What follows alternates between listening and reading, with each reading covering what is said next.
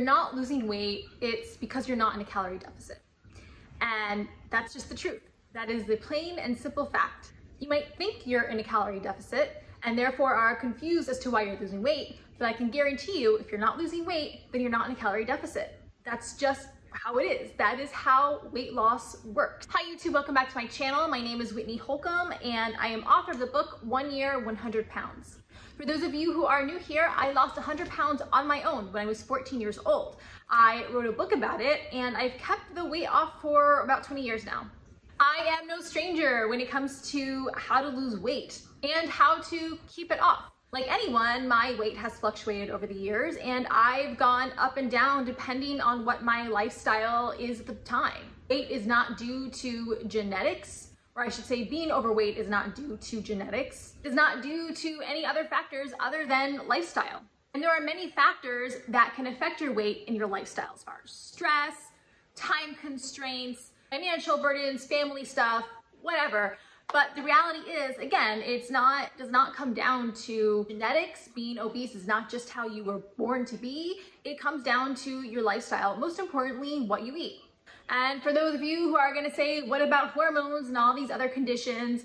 You know, yeah, sure, there are some people that do have these problems, but they're very rare. And in most cases, these hormonal issues that people are always raving on about, they do not cause you to be morbidly obese. They may affect how easy or how hard it is for you to lose weight. They may affect your mood, your appetite. They may even affect your metabolism slightly, but they do not contribute to being severely obese. They may make it harder to lose a little bit of weight. They may make it harder for you to be as lean as you want to be, but your lifestyle is still in your control and your lifestyle still plays the biggest factor in what your weight is going to be. I just thought I had to make this video because I am seeing this rhetoric so much on threads and Instagram, YouTube, everywhere. People, or mainly women, blaming their weight gain or their obesity on hormones. I'm particularly seeing it with these, fitness coaches that come out and say, oh, I lost 20 pounds, but I was eating healthy and exercising all the time, but it didn't work until I balanced my hormones. And while again, I know that hormones can play a part in your weight loss journey, it's just not the whole picture. And I guarantee you they did not lose the weight because they just balanced their hormones.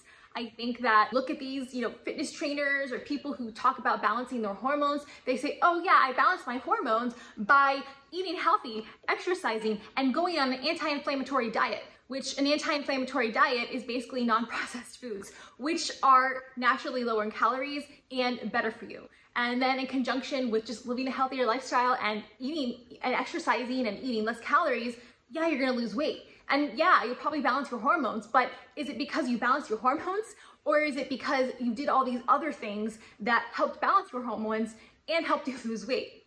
Again, I've said it so many times before, but weight loss is an equation. It's burning more calories than you are taking in. And you can do that in two different ways. You can either eat less calories or exercise or do a little bit of both, which is probably the healthiest and most sustainable way to do it. It is just the law of thermodynamics. I mean, it's just you have to burn calories or burn fuel so that you can get to your fat stores and burn off the extra fat. That is why we store fat. We store fat so that when we are in times when we don't have enough calories to maintain our weight, then we go to our fat stores and then we burn the fat stores. That doesn't happen. You can't burn fat until you're in a calorie deficit, until you're in an energy deficit. You start to gain weight when you consume more calories than you need to maintain your current body weight. Again, that's just how it is. It's very simple, or I should say the math is very simple. What's hard is the consistency and the actions you have to take to get to that point where you're burning your fat stores. But I think the reason a lot of people want to blame their hormones or blame these other issues because one, I think they don't want to take responsibility for their own actions. They want to believe that they're doing everything fine and they don't want to change their lifestyle.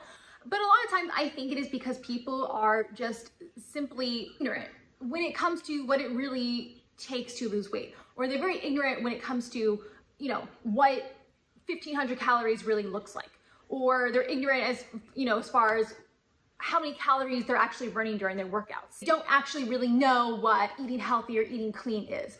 They think that eating a salad is healthy, even though it's topped full with all kinds of things that can easily make a salad like 2,000 calories in one sitting, right? They think eating a bowl of macaroni and cheese is healthy as long as it's organic.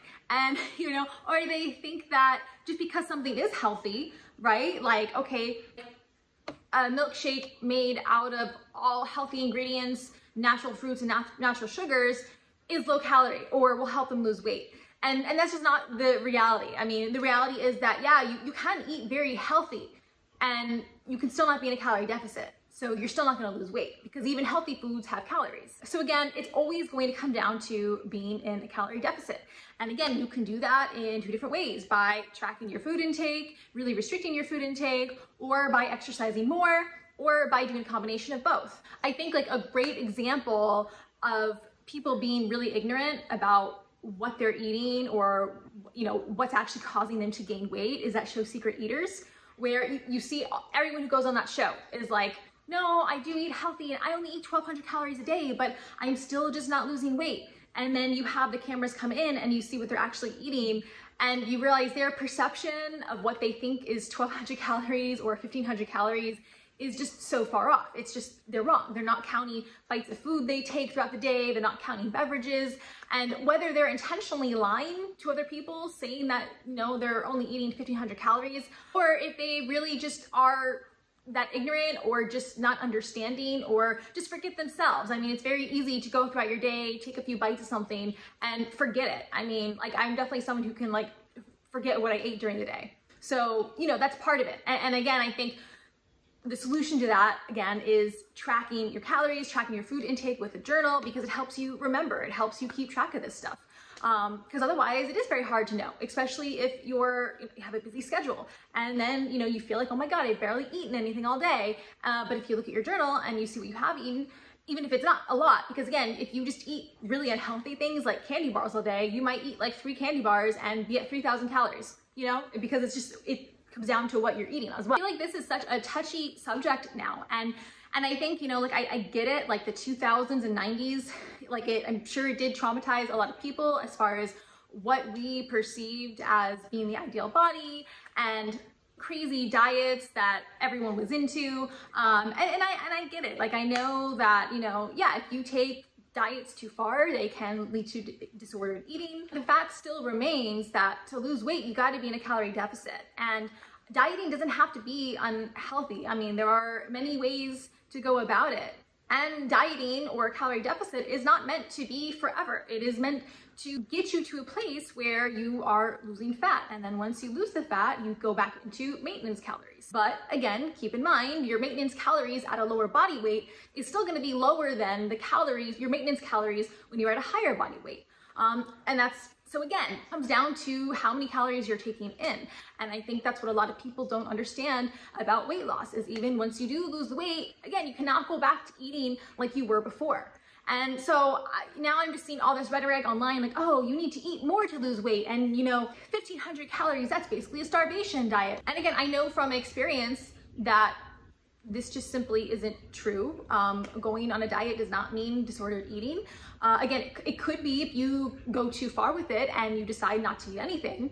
But I think that could be said for lots of things, right? Like, having a drink doesn't make you an alcoholic, but you can become an alcoholic if you decide to drink more than normal, right? I mean, I think people who want to lose weight, either to look a certain way or just to be healthier, means that they have disordered eating or disordered behaviors. And I also think all this rhetoric about, oh, eating more to lose weight and balancing the hormones and this and that, I think it's just very confusing for people. And I think also people are going to take part in these programs and these diets that probably are not really all that useful to their weight loss goals. And then they're still not going to lose weight, and they're going to be right where they are, and they're probably going to feel more defeated, and then they're probably going to lean even heavier on it being some kind of hormonal issue or whatever, even though they probably have never even checked their hormones. That's the other thing too. So many people want to blame hormones or metabolism when they haven't even gotten checked out. And then on top of that, sometimes hormonal issues can be caused by being obese in itself, right? Like obesity can cause so many things to go wrong in the body just by having too much fat in your body. It can lead to inflammation, which can also affect different hormones in your body. So again, even if you really do have hormonal imbalances, hormonal issues, I mean, besides there might be some medication for some of them, which some people may need, but for the most part, the recommendation is to eat healthier, sleep more, exercise regularly. It's all tied to being at a healthy body weight. It's all tied to leading a healthy lifestyle. So if you are not doing these things, then you're not going to balance your hormones. You're not going to lose weight. It's just, that's always what it's going to come down to. And you know, it's just so funny to me and frustrating really when I see so many people out there now, all these body acceptance trainers or fitness coaches or whatever, you know, spewing this stuff when they know damn well it still comes down to working out, eating better, eating less calories, if weight loss is the goal. So I think it's important to point that out. And again, I just go back to when I started losing weight and started learning about health and fitness and weight loss when I was 14. This was like, again, yeah, like almost 20 years ago. There wasn't any of this body, you know, fat acceptance movement. And there were just plain hard facts. And that's what I read. I read stuff in fitness magazines. I read fitness books. I just read stuff from people who had actually achieved it, people who were fitness was their career. And a lot of it just scientific evidence and studies on fitness that told you what you need to do to lose weight. And these were the facts, and they still are. Our body chemistry has not changed since 20 years ago. I could argue that a lot of the stuff in the foods has changed, probably gotten worse, which I think is leading to more obesity. But again, if that's the case, it comes down to not eating that stuff and having to go back to a more natural, less processed diet, which is what I did slowly at 14 years old to lose 100 pounds in a year. It was all self-taught. I just learned what I needed to do and I did it. But you know, I can see how it could be so confusing for someone nowadays who wants to lose weight because you have information coming from so many different sides telling you all kinds of mistruths. But the reality is and will always be that you have to eat less calories to lose weight. And, you know, I really don't care who you are. There may be some very, very rare exceptions where this doesn't work. But again, I guarantee you, you are probably not that exception. I think another, you know, question, I have asked this to someone before who was giving me that same excuse or telling me, I think it's just, you know, it's hormones and like, I don't know, I am only eating 1,200 calories. I did it for a month and nothing changed. And, you know, they just really think or thought that it wasn't anything they were doing, it was just their body. And my question to them was, you know, I don't know if you've seen that show, it's like, is it Survivor? I don't know, it's one of those like survival shows where they are put on like an abandoned island or something and they have to survive for 2 weeks and they don't have any food or water, whatever. Within like those 2 weeks, most of the contestants lose like 30, 40 pounds. And it's simply just because they don't have enough calories to sustain their weight.